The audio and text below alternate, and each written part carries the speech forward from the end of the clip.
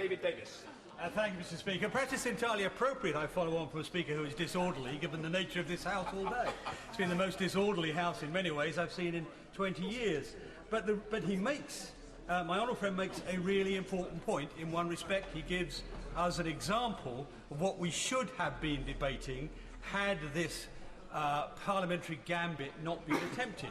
What has happened today has been a very, very clever parliamentary gambit by the front bench of the Labour Party, but it is acutely undemocratic.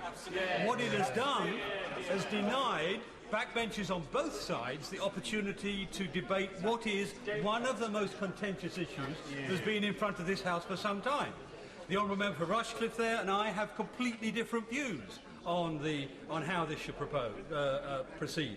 He believes that this is a measure entirely necessary for the delivery of law and order. I think it is a measure which is pernicious to law and order. I take the view that the first duty of this House is ensuring justice for subjects of the British Crown. What it in fact has done has allowed a number of people, including my honourable friend's constituent, to suffer a parody of justice, frankly, to suffer a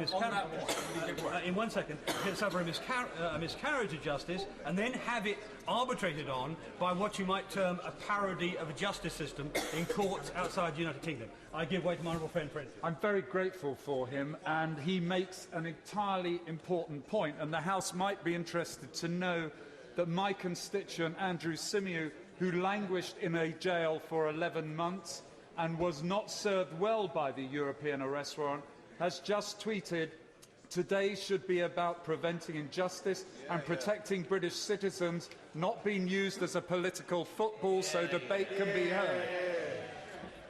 And he's entirely right. The case of Andrew Symeou, the case of Deborah Dark, the case of Colin Dines. There are many cases out there of British citizens who have been badly mistreated. And it isn't just British citizens. 11 other countries, the leading criminal lawyers in 11 other countries have complained about this procedure in previous years. So this is a very serious issue. This House, above all houses, should have been in a position to debate at some length, not be faced with this awful choice between accepting untouched the government's business and foregoing the debate altogether in the fond hope of some other day. I give way to my honourable friend. My right honourable friend for giving way. If we accept the motion put down by the Shadow Home Secretary, we do not forego the debate. We are allowed then to have a full debate, and the Home Secretary would be able to return with a proper motion on the European Arrest Warrant. So the Shadow Home Secretary's motion is much to be commended. Well, I have to say I disagree with my honourable friend, very rarely disagree with him. I would have liked to have had a full-blooded debate with several motions on each component, or at least packages of components of this so-called package, but that wasn't available to us today. And there's no guarantee we'll get it if the opposition's motion succeeds. No guarantee at all. I'll give way to him again. My honourable friend's absolutely right. There is no guarantee, if the opposition motion is carried, that we would get the proper debate that so many people demand.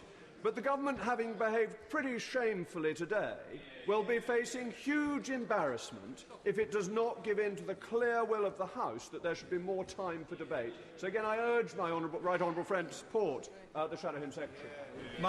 I'm afraid, and I'll explain why in a second, but I'm afraid that I am not in the business of sort of casting something on the waters and hoping it comes back. If I hear from the two front benches that they have agreed to meet tomorrow all day and to go through this business again, then of course I will change my view.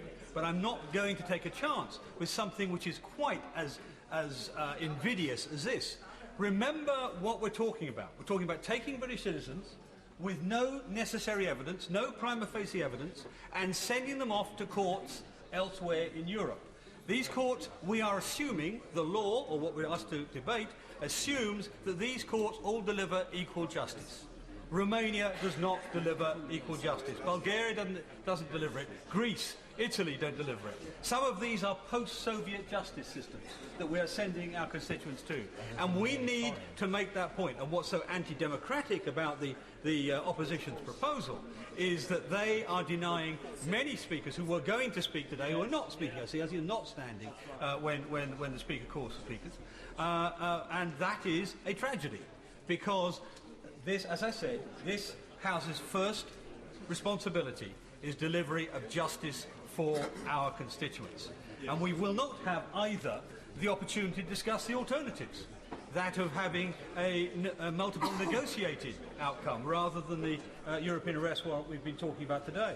We will not be able to talk about the other implications of the Europol and Eurojust for the action of the European Court and the ability of the Home Secretary to actually pass laws that will protect us. So all in all, Mr. Speaker, I think this is a very unfortunate outcome for Parliament today.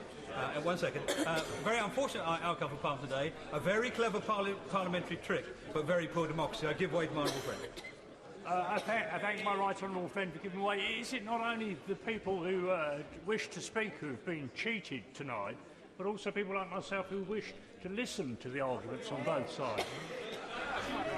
Well, I agree with him, because he is being faced with a circumstance where he can hear some of us attempting to stay in order, Mr. Speaker, desperately.